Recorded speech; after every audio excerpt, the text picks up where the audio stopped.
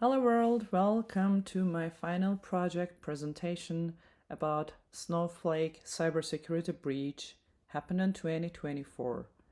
My name is Burju. Let's go. To begin with, this presentation will take around 10 minutes and structured as follows. First, you will see the overview of the involved parties. Then we will be talking about the insights and how this cybersecurity breach happened.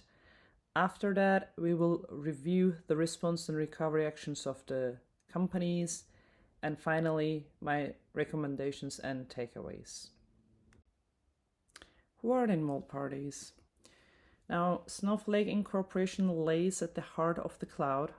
They are a public company established in 2012, selling cloud-based data and warehousing solutions running on diverse cloud infrastructure like Google Cloud, AWS, and Microsoft Azure.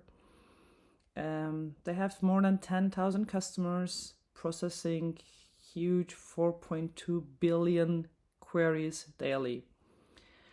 Snowflake was targeted by hackers last year as a part of mass customer data theft and extortion campaign. They officially denied any wrongdoing in this breach. Next player is Ticketmaster, is an American ticket sales and distribution company based in California with worldwide operations. They're also one of the industry leaders, and here Ticketmaster is representing one of the many customers of Snowflake who was involved in this cybersecurity breach. On the left bottom side, you see EPAM as a software engineering company. They are Snowflake's premier partner, building data and AI solutions on Snowflake platform. According to their webpage, more than 300 software engineers are dedicated to collaborate with Snowflake.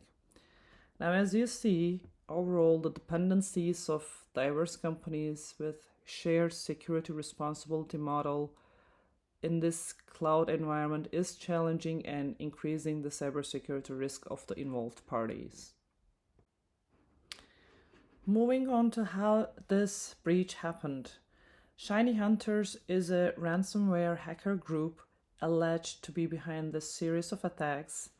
They are well known in cybersecurity community for their extensive and sophisticated attacks. Here on the left top side, you see the UNC 5537, a Shiny Hunter lead hacker who has been plotting this gradual attack for a long time with multiple steps. First, he compromised previous or current EPAM associate account, which is believed to be stolen back in 2020. Second, he was able to inject InfoStealer malware to be able to acquire the Snowflake credentials from logs and change their configurations or privileges. Retrospectively, Snowflake published around 250 suspicious IPs, including some weird nicknames like Rape Lake.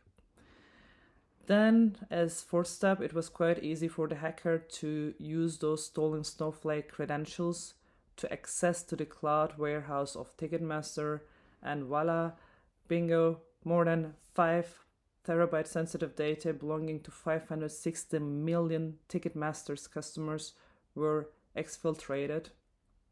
And this breach scenario is believed to be also successful to exploit more than 160 organizations from different industries too. Fast response and recovery efforts was vital to protect millions of customers. Shortly after vulnerability detection and notification, Snowflake focused on 3 recovery activities. First containment action was rotating or resetting credentials for those against stolen or manipulated privileged credentials of hackers.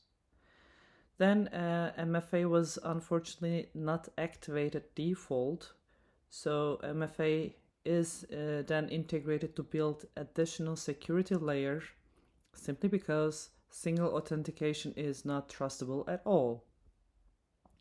Last, network policy updates were required both at account and user level to allow only authorized access from trusted locations. Later, a Google subsidiary, Mandiant, joined the investigations and also published threat hunting guide for Snowflake, reporting a lot of recovery queries, some of which like identity and access management to detect suspicious role and permission changes or user creation or deletion. Then user analyzes to detect any abnormal activities, and network traffic spikes or manual data retrieval was also checked.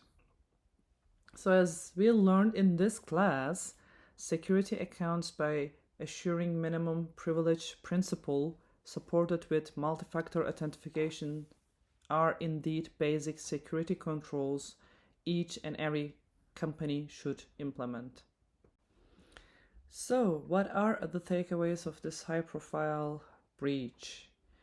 In cloud's shared security responsibility model, all involved parties must secure accounts, data, and systems individually because there is no one-size-fits-all solution.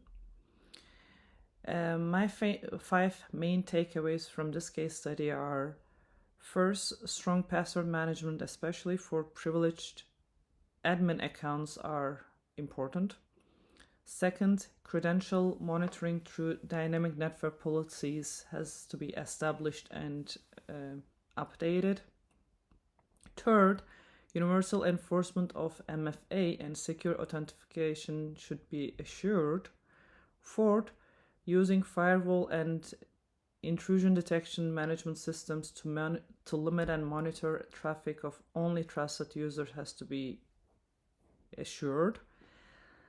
Last but not least, the sensitive data at rest must be encrypted because even if a breach happens, data is then being protected. To conclude with NIST golden rule, we know that no system is 100% secure, so the cybersecurity incident management is a continuous cycle following the Plan, Do, Control, Act methodology. So it's the preparation, getting ready for incident responses, and using the lessons learned to identify improvement potentials of the system.